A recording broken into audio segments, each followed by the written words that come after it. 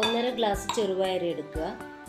അതിൽ കുറച്ച് വെള്ളം ഒഴിച്ചിട്ട് ഒരു ദിവസം കുതിരാൻ നനഞ്ഞ തുണിയിൽ ഒരു ദിവസം കുതിർക്കാൻ ഇടുക.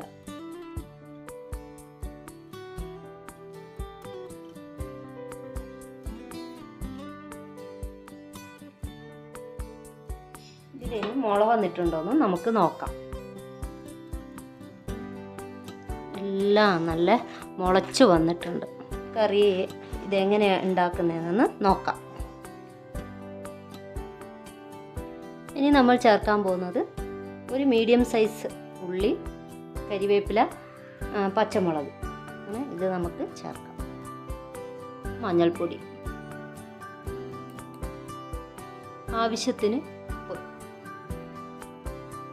കുറച്ച് ഇതിന് വേകേണ്ട ആവശ്യത്തിനുള്ള വെള്ളവും കൂടി ചേർക്കാം.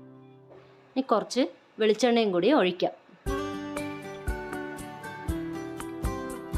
ഇനി ഇത് സ്റ്റൗ കത്തിച്ച് അടച്ചു വെച്ച് ഒരു 5 വിസിൽ കഴിഞ്ഞിട്ട് നമുക്ക് ഓഫ് ചെയ്യാം. തേങ്ങയും ജീരകവും വെളുത്തുള്ളിയും കൂടി ഇതിൻ്റെ കൂടെ അരച്ച് ചേർക്കാം. ഒരു 7 അല്ലി വെളുത്തുള്ളിയും കൂടി ഒന്ന് മിക്സിയിൽ ചതച്ചിട്ട് കൊണ്ടുവരാം. ഇനി ഇത് വെന്തോന്ന് ഒന്ന് തുറന്ന് നോക്കാം. നല്ലപോലെ വെന്തിട്ട് തേങ്ങ അരച്ചത് ഇതിലോട്ടേക്ക് ചേർക്കാം.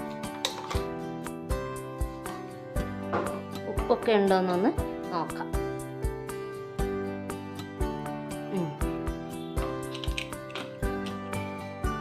കറി നല്ല തിളച്ച് വന്നിട്ടുണ്ട്. ഇനി സ്റ്റൗ ഓഫ് ചെയ്തിട്ട് മാറ്റി വെക്കാം. ഇനി കടുക് വറക്കാം. തിരിക്കുന്നത് നെയ്യാണ്.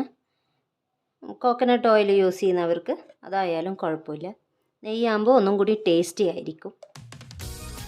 ഒരു 3 ടീസ്പൂൺ നെയ്യ് എടുത്തത്. കടുക്, വറ്റൽമുളകും കരിവേപ്പില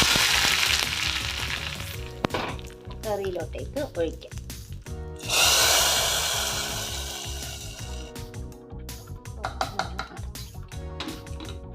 വളരെ ടേസ്റ്റി ആയിട്ടുള്ള കറിയാണ്. എല്ലാവരും ഒന്ന് ഈ കറി ട്രൈ ചെയ്ത് നോക്കുക. ഇഷ്ടപ്പെടുകയാണെങ്കിൽ ലൈക്ക് ചെയ്യാനും ഷെയർ ചെയ്യാനും അതുപോലെ തന്നെ സബ്സ്ക്രൈബ് ചെയ്യാനും ഒട്ടും മറക്കരുത്. ഇനി അടുത്ത വീഡിയോയിൽ വരുന്നത് വരെ ബൈ.